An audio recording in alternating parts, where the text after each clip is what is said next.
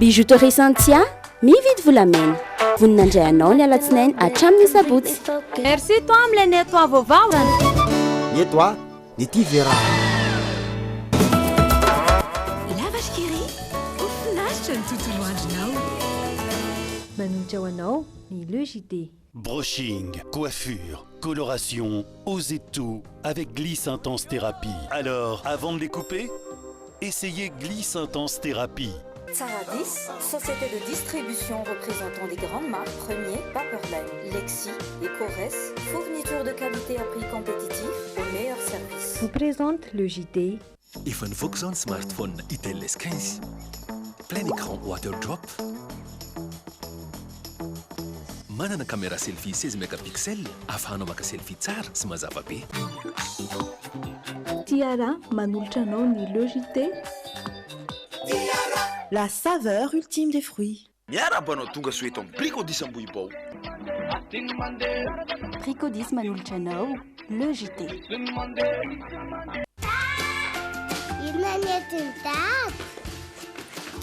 Ty cake? Le gâteau matsiro be misy crème. Tsy mitsahatra mikaroka izay tsara ho an'ny zanako sy lipi.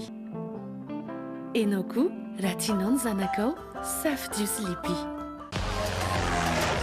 Mitsidika ireo toerana maro eto Madagasikara ato anaty Le JT miaraka amin'ny Tsaradia. Tsaradia, nosy iray, tsika iray. Ma safidiko numéro 1 malagasy manolotra ho anao.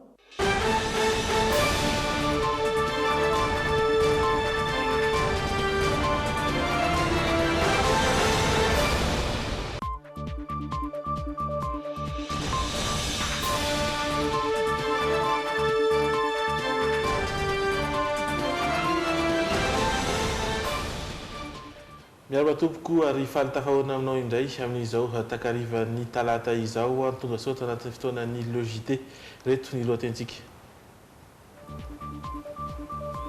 Atsangana eny Tsimbazaza ny komisiona manokana andinika makasika ny zo tsy azo ivalozana sy ny tsy azo ikitiana n'ireo solombavambahoaka raha nambaran'ny filohan'ny anteny miera-pirenena androany nandritra ny fanokafana ny fitaom-pivoriana izy ireo.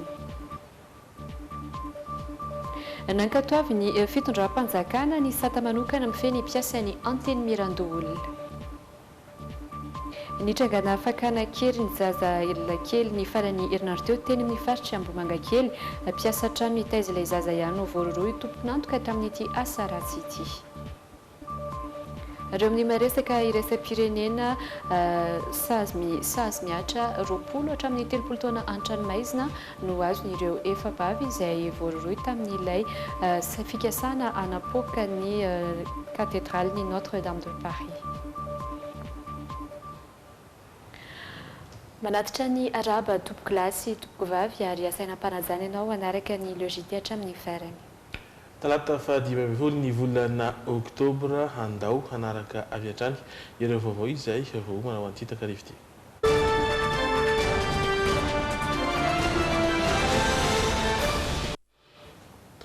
Araka nefa natsidika taminao teo dia misy ny fanapahan-kevitra manokana izay horaisina eny anivon'ny anteny miera-pirenena ary nanomboka androany raha teo ny fandaharam-potoana sy ny fivoriana ara-potoana ho an'ny eny Tsimbazaza. Asa maro no miandry ireo solombavambahoaka ao anatin'ny 10 andro toy ny fandiniana ny lalàna maro samihafa fa ny tena nanaitra dia ny narenesana tamin'ny kabarin'ny filohan'ny anteny miera-pirenena Ramatoa Christine Razanamasoa atsangana eny Tsimbazaza ny komisiona manokana andinika makasika an'izao tsy azo ivalozana sy tsy azo ikitiana n'ireo solombavambahoaka mitatitra ny antsipitriny izay vaovao izay amintsika Andry Lalaina, Andriamasy sy Kasambola manana. Nambaran'ny filohan'ny anteny miera-pirenena nandritry ny lahateny nanokafana tampo ofisaly Firimbe ara-potoana faharoa androany fa atsangany nivon'ity androm-panjakana mpanao lalàna ity ny komisiona manokana andinika makasika ny zo tsy azo ivalozana na zo tsy azo ikitiana no solombavambahoaka. Bangona amin'ny hoe levée de l'immunité parlementaire fa odin'io komision izay atsangana eny amin'ny androa ny fampiatona ny fiazonana aponja na koa hoe fepetra anonjehana ka mampisy ny tsy fananana ny fahalalana na raha ohatra karadika koazava koa amin'ny teny frantsay dia ny commission andinika ny suspension de la détention na koa suspension des mesures restrictives de liberté. Nahatarasina nampametra-panontany ireo solombavambahoaka izany ny rosaina avokoa ireo solombavambahoaka nanontaniana mahakasika ny fahitana izy ireo ity commission voatsangana ity.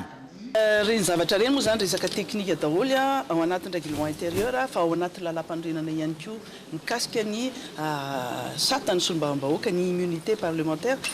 Iny moa zany dia fanapa-kevitra avy any amin'ny bromaritra izy mieux placé na hoe tsaratsara kokoa ametrahana fanontaniana fa ao anay manokana tsy misy olana mihitsy ny ary reny no tena ahitana fa misy zavatra tokony hojerena mifanitsy amin'ny fiainana andavanandro sy ny maha-parlementaire zany.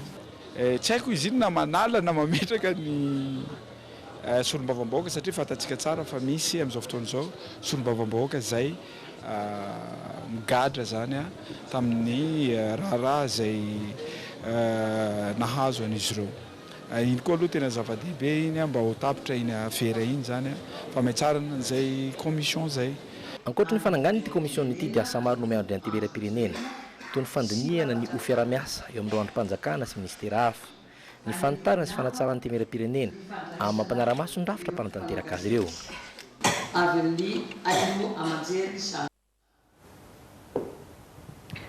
Fa isan'ny vaindondra rasy fatoan'ny fivoriam-be aram-potoana faharoa ny antenimieram-pirenena ny fandiniana sy fandaniana ny volavolan-dalàna izay feny teti-bolam-panjakana samy nanana ny heveriny ho tokony hibantoerana ao anatin'izany ireo solombavambahoaka tafaresaka tamin'ny andro lalaina Andriamasy sy kasambola manana androany ny hitovian'ny hevitra izy ireo dia ny tokony ny sosialim-bahoaka no ezahany mpitondra hibahana amin'ny fandarana asany.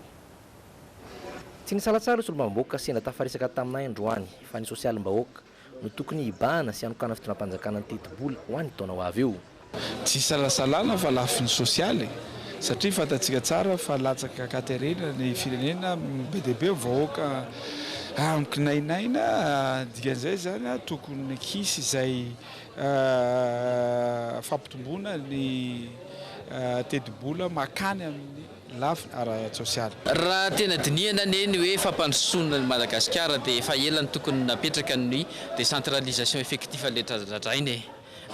Amiko manokana zany raha tena tia hampandrositsika ny fijerena manokana ny reny vondrom-bahoaka patry sy ny zara-pahefana reny no anisan'ny vahaolana anankiray ahafahana mandroso ao anatina fotoana fohy. Ao anatin'izany ny resaka any amin'ny lalana zany any aminay iny mba tianay mba ampidirinao ary ao anatin'izay lalan'izay ny resaka CLD zany tokony akariny iny dia mba amin'izay fotoan'izay mba afaka miasa tsara fa ary ny tena fanirena dia mba ho tantanin'ny commune zany fonds CLD zany fa tsy ho tantanina ny amin'ny district na aty amin'ny ministère intsony dia ankoatran'izay ihany koa dia ny eo amin'ny resaka fanabeazana sy ny fahasalamana ary ny fandriam-pahalemana ireo zany tokony atao akarina zany ny budgetndreo. Tsy zarizary intsony ireo solombavambahoaka ny fiainana sosialy ny vahoaka efa miditra anatin'ny krizy mihitsy azy zany ka atahorana niteraka krizy ara-politika indray raha tsy hovaha faran'izay aingana na raha tsy misy fijerena manokana. Mikasika ny rano fotsiny tafiditra tanteraka ao anatiny tsy fisiany rano sy fahasairanandrano era Madagasikara fa tsy teny manokana ho an'ny Antananarivo renivohitra fotsiny dia lasa misy ny krizy na ny bidon jaune. Ny zavatra manaraka dia mikasika ny fahasalaman'ny vahoaka tsisy tsy mitaraina na nyreny toera mpitopy-pahasalamana rehetrarehetra rehefa rehefa tsy manam-bola ianao dia tsy afaka mitsabo tena. Ny mikasika ny fampianarana dia ohatran'izay koa marobe ny mpianatra tsy mandeha mianatra noho ny alafosan'ny droit d'inscription, marobe ny tsy afaka tsy mianatra noho ny tsy fahafahana mividy ny fitaovam-pianarana fa marobe ihany koa noho ny fahasairanana tsy afahany mihitsy ny manao ninina fa nanianiko hoanina ary dia tsy afaka mianatra. Ankoatra ny fijerena ny sosialim-bahoaka dia isan'ny azo antoka fa hibahana ao anatin'ny volavolan-dalàna ifeny teti-bolam-panjakana ny fanorena ireo fotodrafitrasa araka ny fampantenana ny filoham-pirenena Andry Nirina Rajoelina. Hatramin'ny androany dia tsy mbola tonga teny amin'ny antemera-pirenena io volavolan-dalàna io. Fa ny Ambatondrazaka manokatra ny fanombohan'ireo asa vaventy sy ny fotodrafitrasa maromaro ny filoha Andry Rajoelina amin'izao fotoana izao.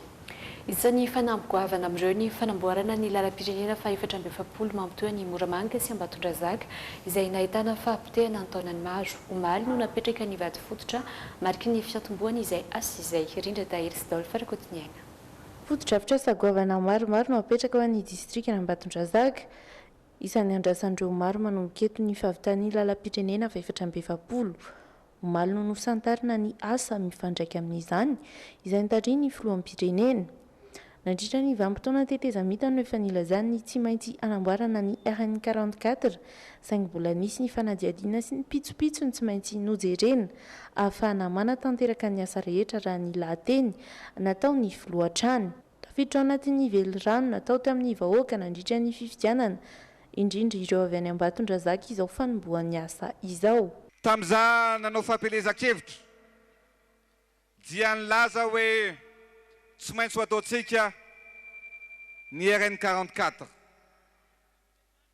Maro ireo nanatsatso eny fa na dia herinandro vitsivitsy azy zay dia mbola misy ihany ny mpanentsika ny hoe tsy ho vitan'io, tsy ho ataon'io, tsy hanomboka io.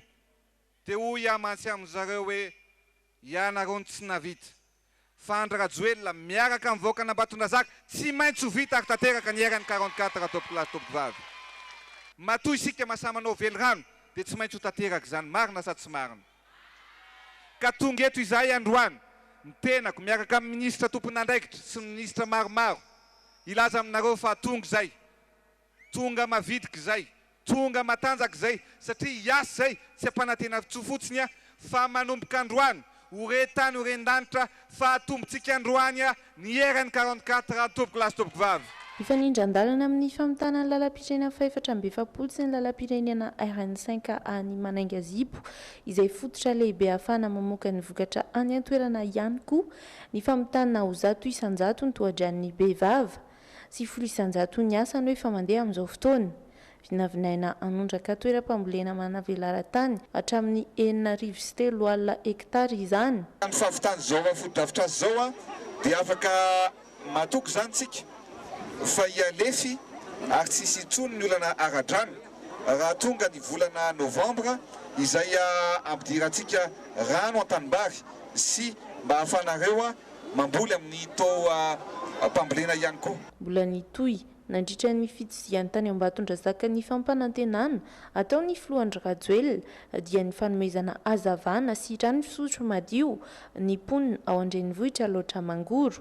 Eo ihany koa nefa ny fanavaozana ny velirano hanomezana kianja sy EPP manara-penitra ao Sabotsy.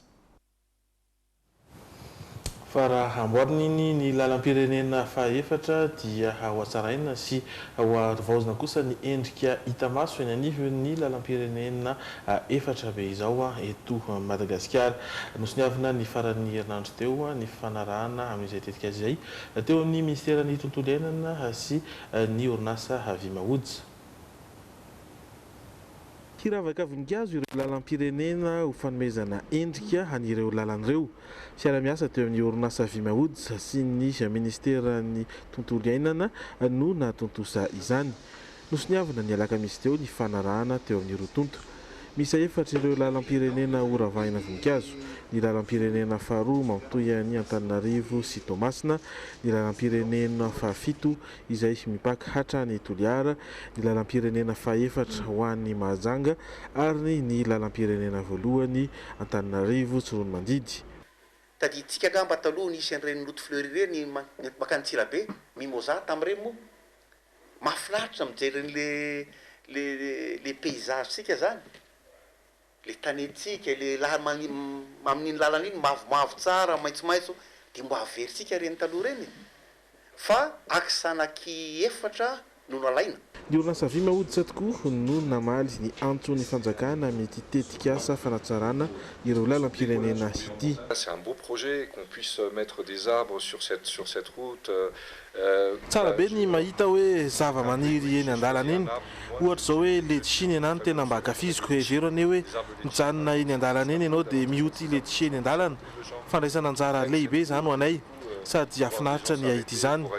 Cambio Lecce, etc. Je pense que voilà, si on participe, c'est tout simplement convivial. Manomboka ny farany volana oktobra izao ny fambolena sy ny fanatsarana ireo lalam-pirenena ireo ka ny lalam-pirenena faharoa no isantarana izany. A été choisi par monsieur le ministre. Isany tao anatin'ny dokam-barotra isika iverineo afaka fotoana fohy.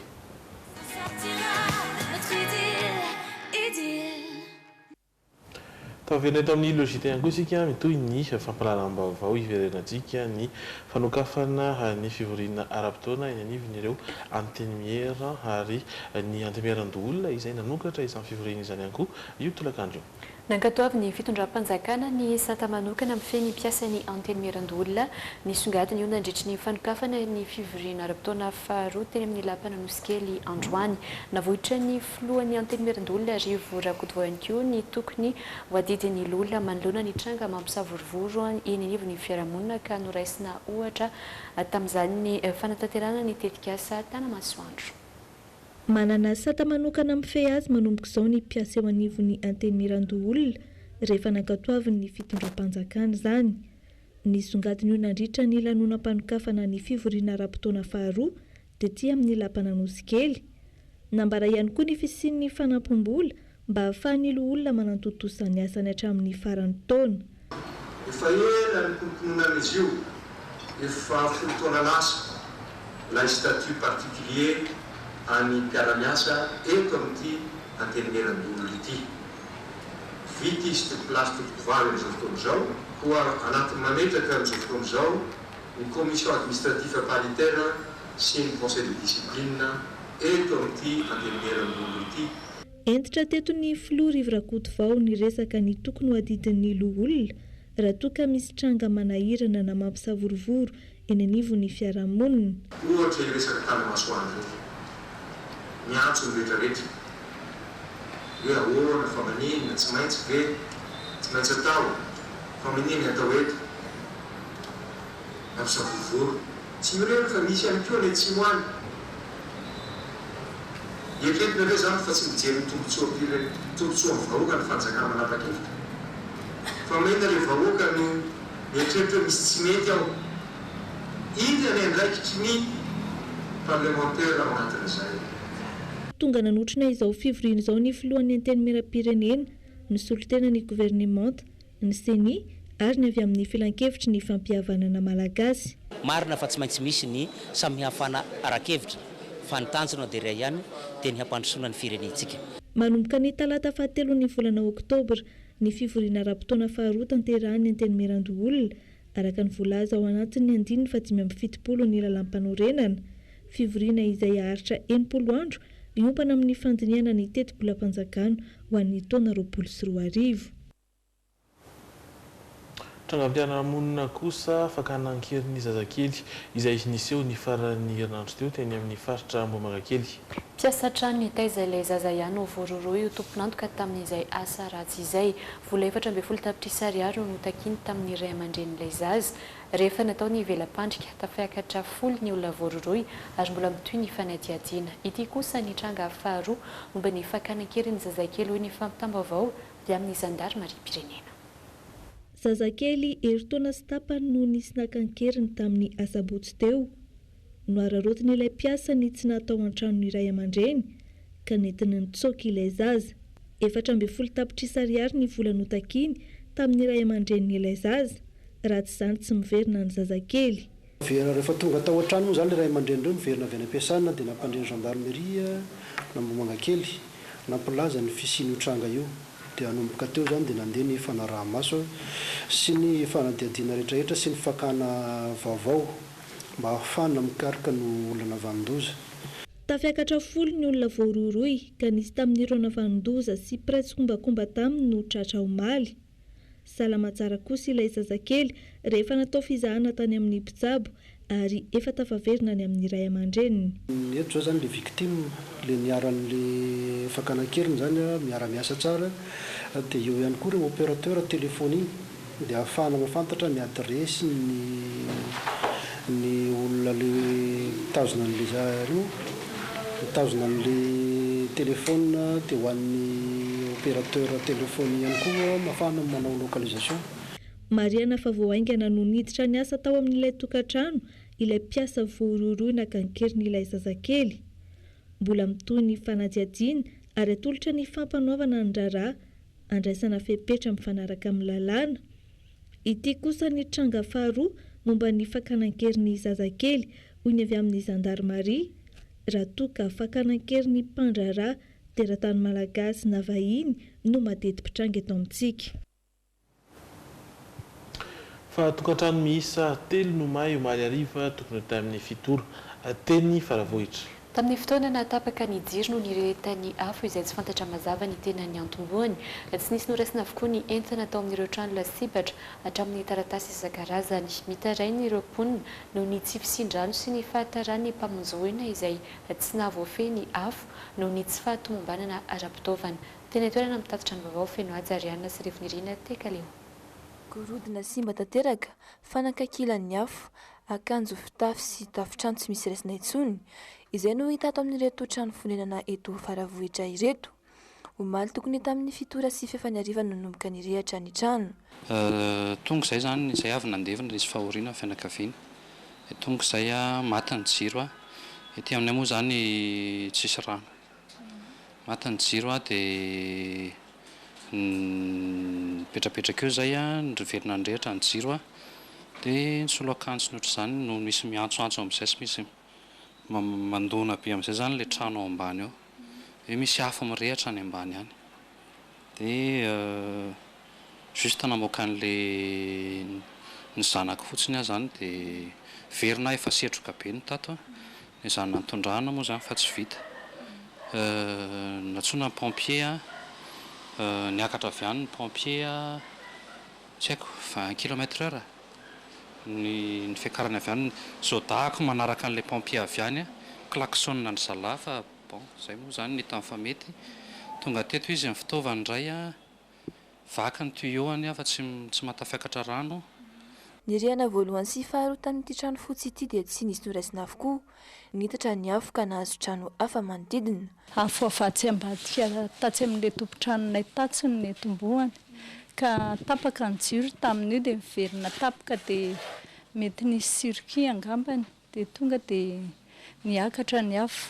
Pompier nefa natsoina dia ela be vao tonga nefa anankiray fotsiny ry zareo ny tonga teto dia tokony tsy ho azo ity aminay ity fa lany ny ranon'ny pompier dia nijerevana fotsiny nandritra ora maromaro mihitsy vao tonga ny deuxième renfortn'ny pompier dia mbola teo raha mifampitady be izy hoe aiza misy piscine aiza misy boost incendie eto. Olona ny mpiara-monina tamin'ny famonina ny afo ny vatam-pandrano eny amin'ny faritry faravohitra. Teo ihany koa ny olona teo amin'ny mpamonjy voina. Nafinarina fahaisakina manodidina satria nivoaka nitondra bidon jaune so fa ny rano aloha dia tsy nandeha teto faravohitra amin'le efa hitantsika ny rana ity. Dia ny afo tonga teo ny pompier ohatra mbola janona elaela ihany zalahy vao namono ny afo. Tao anatin'ny nanomboka tamin'ny 7 latsaka fefany teo zany nirehatra le afo tamin'nyraka ny folo alina tany any vao maîtriser ny zalahy ny afo. Satria pompier tonga dia lany ny rano. Ambonin'izay fitaovan'ny pompier manary daholo ny tuyau andefasan'ny rano amin'iny rehetrarehetra iny zany dia ny rano very ny betsaka. Niazakana nadio sy nijery izay azo raisiny ireo fianakaviana ny arambona tamin'ny androany. Nandiso fanantenan'ireo ny arambona ny fihetsiky ny mpamonjy vonina tsy ampy rano na hafanana amon'ny afo aingana. Fa nyroso tamin'ny fitsarana ny fanadinana baccalauréat teknika ihany ireo mpampianatra izay tokony hanao izany androany sy teny amin'ny université Anankatso.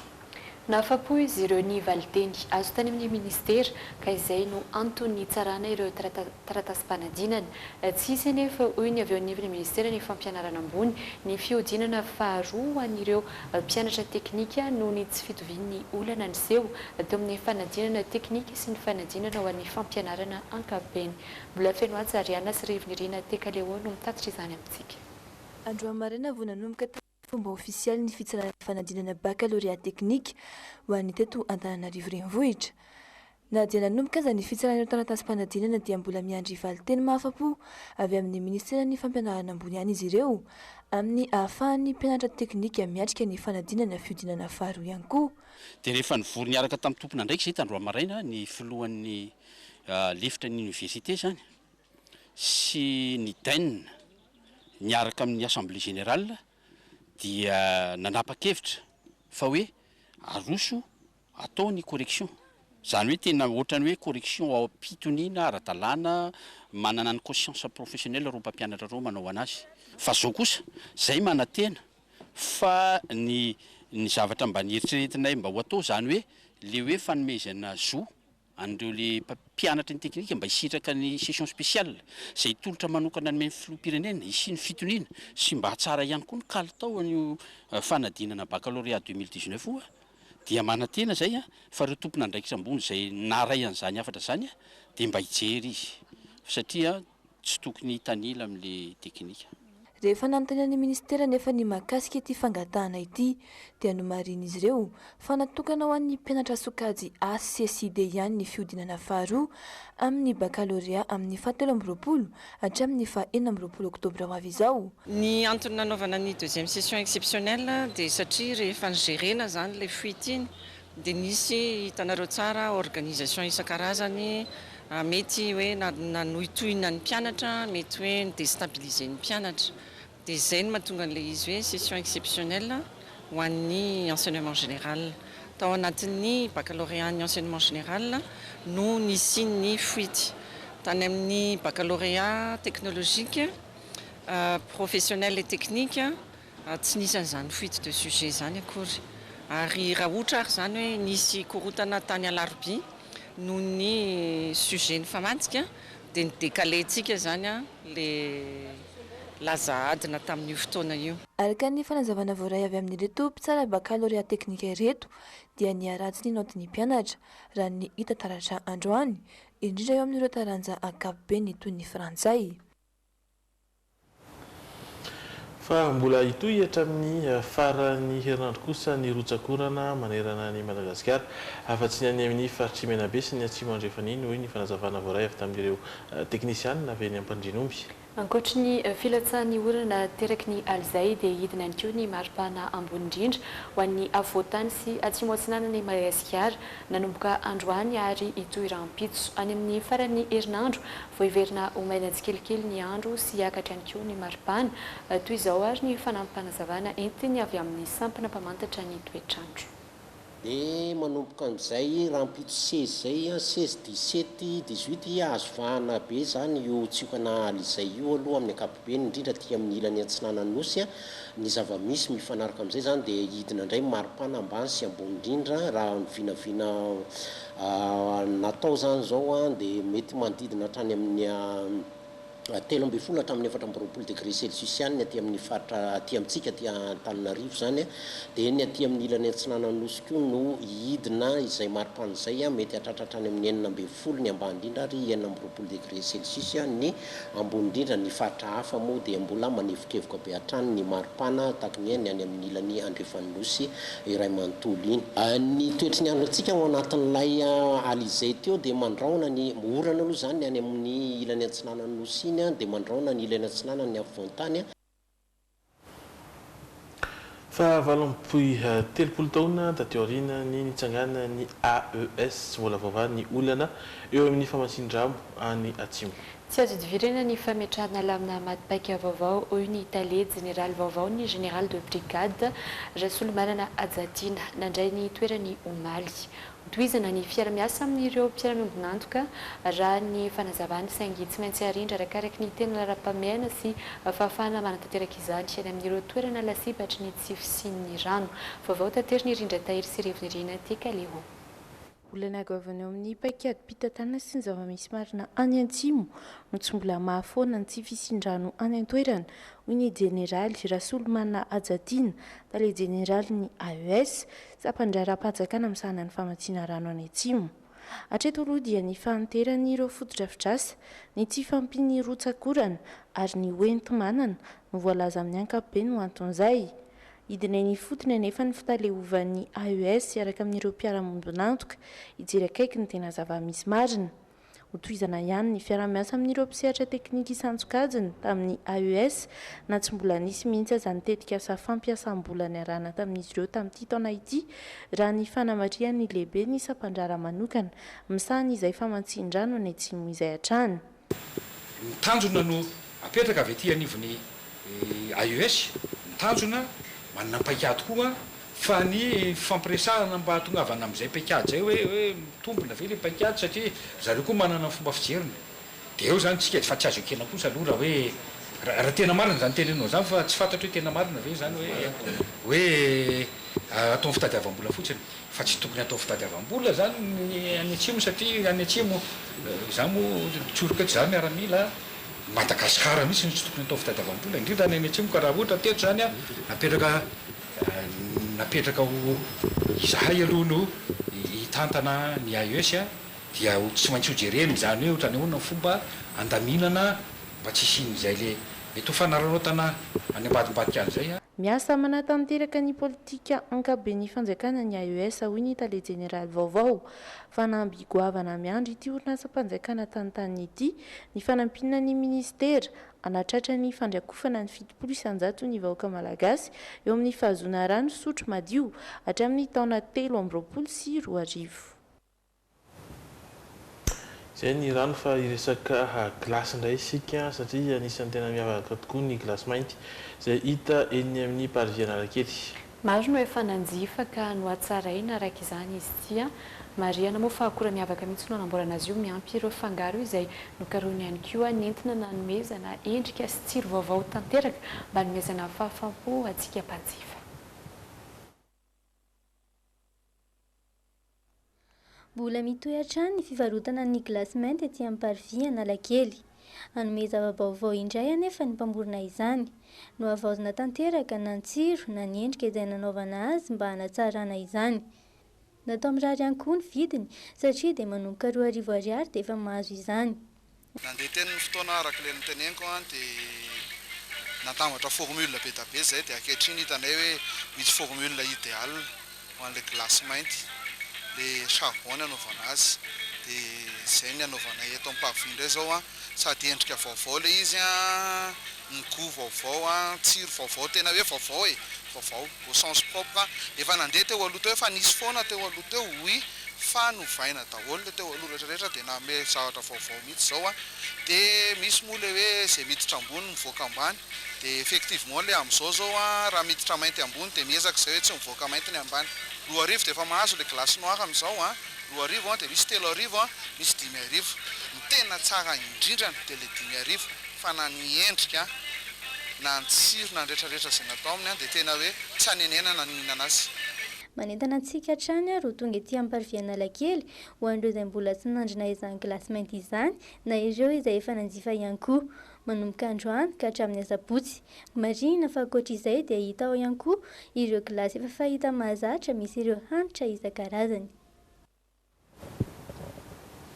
Fa iverenantsika misy vaovao avy eny Ambotrimanjaka. Etaetan'ny mponina avy eny Ambotrimanjaka ny iarovana ny tanin'izy ireo toy ny tamin'ny Somamanina tsy manohitra ny tetika asa mpanjakana Ambotrimanjaka raha ny fanazavan'ny solotenan'ny mponina tsikan'izy ireo kosa nefa ny fantofana ny tanimbary eny an-toerana milaza ny mbola anio ny hetsika ireo mponina avy eny Ambotrimanjaka ny sabotsy ho avy izao. Ny fiarovana ny tany na inona ho lasan'ny sonotany Somamanina izay ihany koa no etaetan'ny mponina avy any Ambotrimanjaka izay manohitra ny fanotofana ny tanimbarin'izy ireo noho ny fametrahana ny tetikasa Tanamasoandro. Andriamatoa Jaina Augustin Andriamananoho ny avantolona izay teny Somamanina dia nisy niteny tamin'izany ka sonoiny fa tsy fanjakana fa iza ny name azy tamin'ilay sonoa fanjakana. Nijohy ianao Andriamatoa Jaina tamin'izany fotoana izany hoe tia tanindrazana dia niaro ny Somamanina.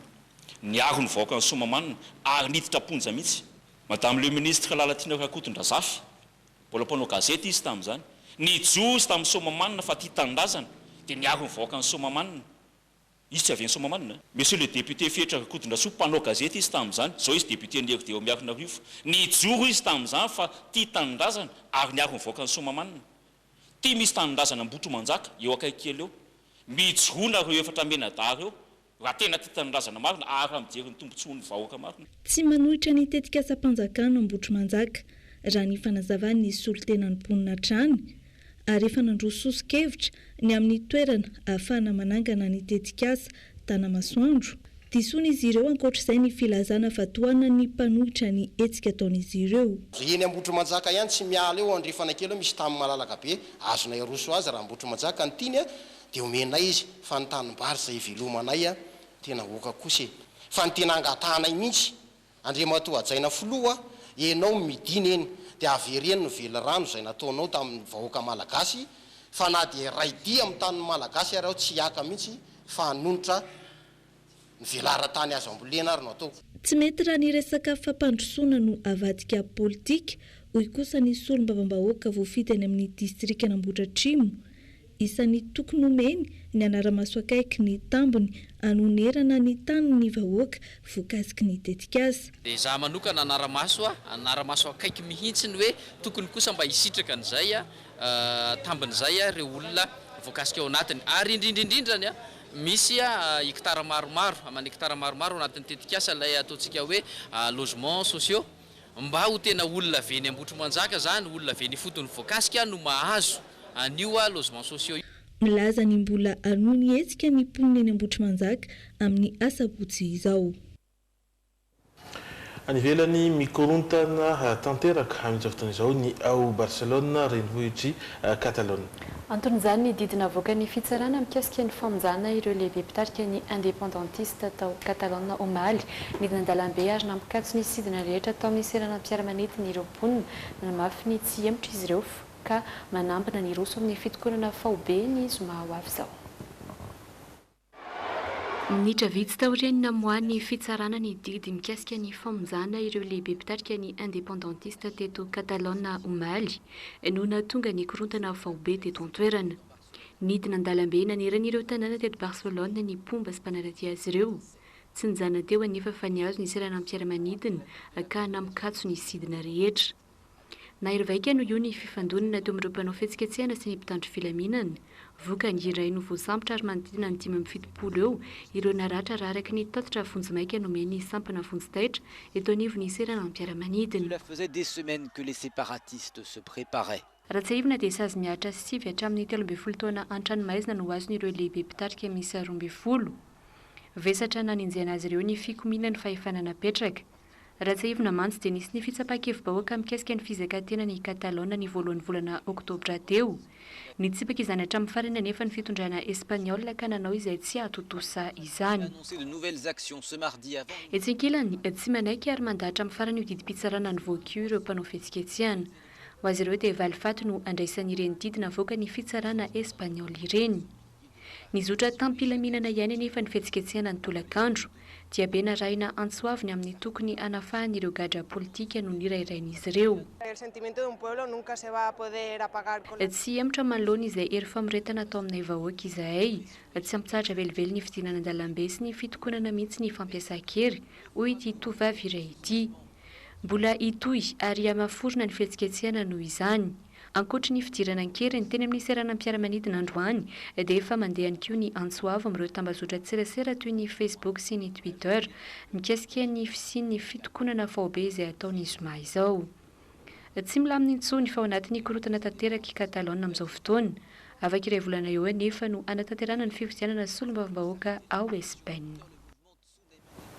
Fa nivoaka omaly tao pariany koa ny didi-pitsarana mikasika ireo vehivavy efatra izay voaroroy tao anatin'ny fikasana nanapoaka ny katedraly Notre-Dame de Paris saingy nandamoaka tamin'ny taona 2024 roapolo hatramin'ny 30 taona an-tranomaizina no sazy efain'izy ireo nanoloana izay fikasan-dratsy tsy naomby izay. Tsy nankasitraka izay didi-pitsarana izay ny mpiaro ny voapanga ny mpisolo vava ny an-daniny kosa ny laza fa afapo ho aratsika ny fanatiatiana.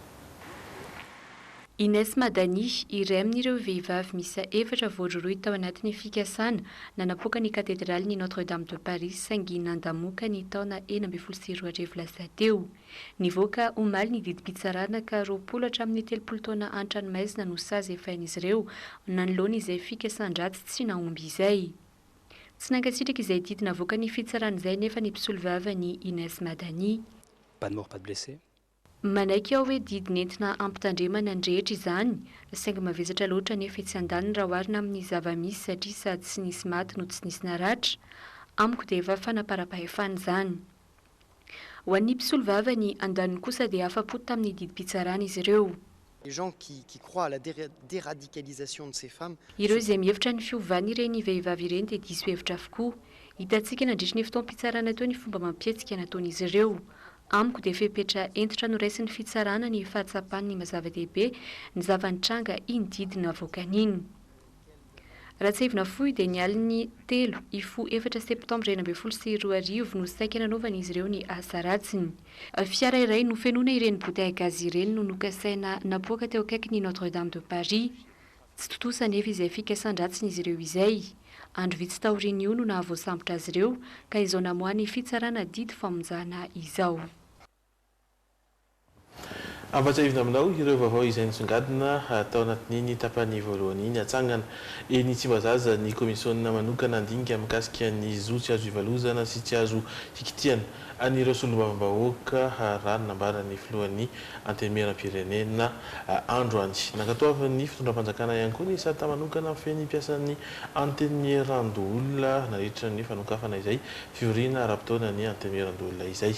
Fa nitrangana fakana ankeliny zazakely ny farany herinandro teo teny amin'ny faritra Mamangakely piasa an-trano ny taiza ilay zaza ihany no voaroroy ho anisan'ireo tompon'antoka tamin'ny asa ratsy ary mbola noho ny hetsika fanoherana ny tetikasa tanina masoandro ireo mponina eny Ambotrimanjaka ny sabotsy izao miantso ireo tompona ndraiky mpanjakana izy ireo mba hijoro hiaro ny tanindrazana. Ireto kosa indray ary ny endriky ny tapany faharoa ny logité amin'ny ety alina ity. Ny fidirana an-tsekoly izay indray no entina ato anatin'ny teny anglisy ho an'ny androany sy ireo voambolana tsara ho fantatra. Tato anatin'ny Oyanao nasaina nanao fanentanana miendrika lamako indray ireo izay olona sendranay teny an-dalana.